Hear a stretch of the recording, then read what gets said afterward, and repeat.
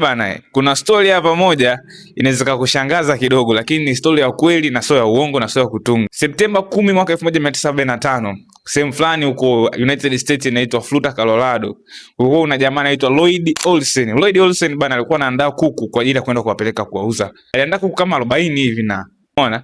Sasa kwenye kuandaa kuku alikuwa anawakata kichwa yani. Umeona? Baada ya kumkata kuku kichwa, kuna huyo kuku mmoja ambaye baadaye alipewa jina la Mike. Alivyokatwa kichwa, huyo kuku hakufa. Huyo kuku alikatwa kichwa na akaishi bila kichwa kwa takriban miaka miwili, kutoka mwaka 1945 ambayo ilikuwa ni Septemba 10 mwaka 1975 mpaka Machi 1977. Huyo kuku ndo alikuja kufariki. Sasa basi, ukitaka kujua historia ya kuhusu kwa nini kuku aliendelea kusurvive bila kichwa na kama inawezekana kweli kuku kusurvive bila kichwa kwa takriban miaka hiyo yote au kwa muda wowote, duration yoyote ile, make sure unanifollow, subscribe to my YouTube channel kwa ajili ya part 2.